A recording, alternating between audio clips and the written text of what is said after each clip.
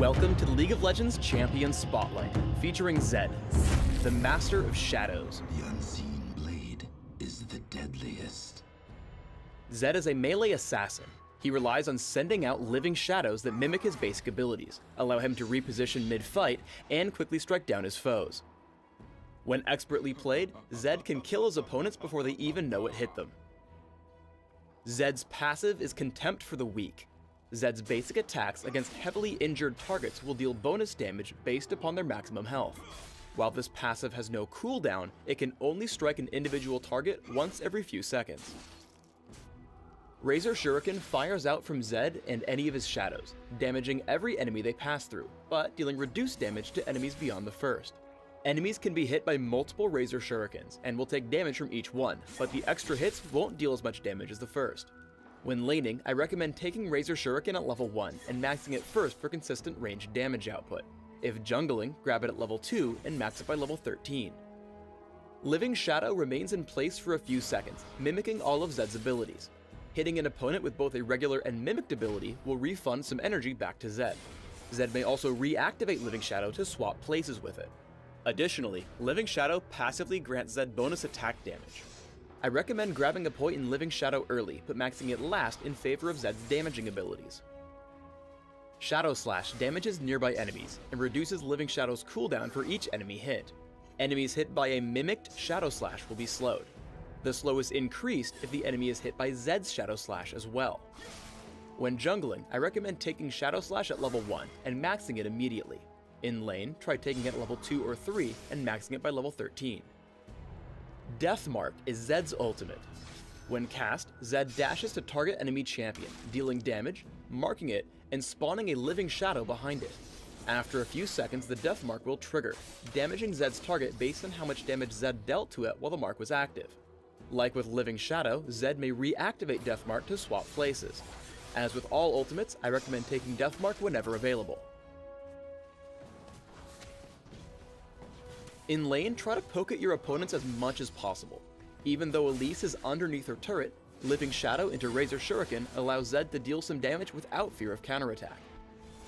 Zed's core damage combo is Living Shadow into Shadow Slash and then Razor Shuriken. If you can hit both Razor Shurikens, you'll deal a lot of damage to your target. As your opponents get lower, reactivate Living Shadow to land a basic attack with Zed's passive, Contempt for the Weak. This ability combo picks up an easy kill on the low health Katarina. When fighting versus skill shot champions, make use of Living Shadow's second activation. Veigar thinks he'll land Dark Matter, but Zed swaps places with Living Shadow to dodge it, and closes in for the kill, picking up a quick 300 gold. When jungling as Zed, make use of Living Shadow's swap to get through the jungle camps faster. Cast Living Shadow across the wall and hit your other abilities, then reactivate Living Shadow to save a few seconds when clearing neutral monsters. Even when laning, use Living Shadow to pick up some extra gold from the jungle camps. Zed hops over the wall with Living Shadow, uses Shadow Slash, and aims Razor Shuriken so that both of them will hit the neutral monsters. Living Shadow can help Zed escape ganks. As Taric and Jarvan come to gank, a double activation of Living Shadow gets Zed to safety. Now, Shadow Slash will slow Taric, allowing Zed some easy damage with Razor Shuriken. Living Shadow can also be used to close the distance with Zed's opponents. A double activation puts Zed in range for Death Mark. Hitting all his abilities, Zed is able to burst down Veigar almost immediately, picking up the kill and escaping back behind the turret. Always keep track of your Living Shadow's locations. Zed comes across and bursts down the opposing Master of Shadows almost immediately. However, Katarina comes in to avenge her teammate. Zed simply waits for Shunpo and then swaps places with Living Shadow. Even with Flash, Katarina is unable to catch up and take Zed down. Let's put all of these together in a larger fight. Zed sends out Living Shadow with an immediate Shadow Slash to slow the opponents chasing Lee Sin. However, Zed notices Ashe low on health near his Living Shadow. Zed swaps and hits Ashe with Death Mark, taking her down with ease before walking away unscathed. I recommend building Zed primarily for physical damage output, with a small emphasis on durability due to his short-range nature. Here's an example build. Try Armor Penetration Marks, Armor Seals, Magic Resist Glyphs, and Attack Damage Quintessences. Run 21-9-0 Masteries, taking all the physical damage increases in offense, plus health regeneration and minion damage reduction in defense. Take Ignite for champion killing when laning, or Smite when jungling, plus Flash for increased mobility. Open with Boots of Speed, Health Potions, and a Doran's Blade or Prospector's Blade. Rush Brutalizer, and take Mercury Treads or Ninja Tabby based upon your opponents.